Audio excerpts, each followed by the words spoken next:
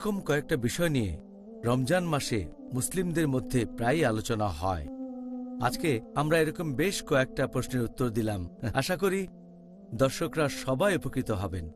এখন ধরেন একজন লোক বমি করল, ইচ্ছাকৃতভাবে বা অনিচ্ছাকৃতভাবে। এখানে নিয়মটা কি একই রকম? বমি করলে রোজা ভাঙবে নাকি ভাঙবে না? যদি বমির কথা বলেন, আমাদের প্রিয় নবী মুহাম্মদ সাল্লাল্লাহু আলাইহি ওয়াসাল্লাম বলেছেন, এটা একটা সহিহ হাদিস, এর উল্লেখ আছে তিরমিজিতে, বুক অব ফাস্টিং, হাদিস নাম্বার 720। আমাদের নবী বলেছেন যে যদি কেউ অনিচ্ছাকৃতভাবে বমি করে তাহলে তার রোজা ভেঙে যাবে না, কিন্তু যদি কেউ ইচ্ছাকৃতভাবে বমি করে, ইচ্ছা করে বমি করে, তাহলে তার রোজা ভেঙে যাবে।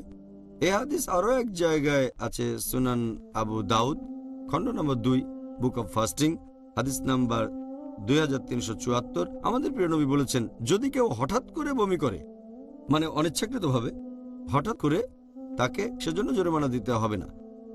তার মানে রোজা ভাঙবে না, তারপরে তাকে রোজা রাখতে হবে না। কেউ যদি বমি করে ইচ্ছাকৃতভাবে, তাকে জরিমানা দিতে হবে, তার মানে এই রোজা তাকে পরে রাখতে হবে।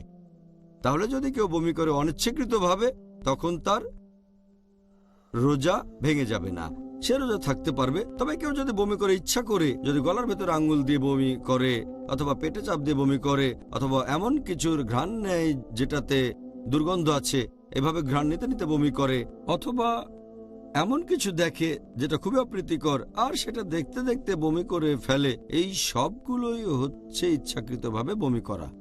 ইচ্ছে করে বমি করলে পরে আপনাকে সে রোজা রাখতে হবে।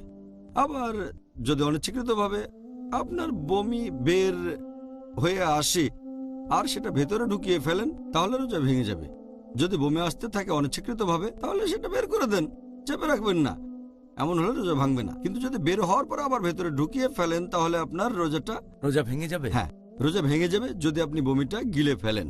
অনিচ্ছাকৃতভাবে বমি আসলে সেটা বের করে দেন, আপনার রোজা ভাঙবে না। আচ্ছা, সুন্দর, আপনাকে অনেক ধন্যবাদ।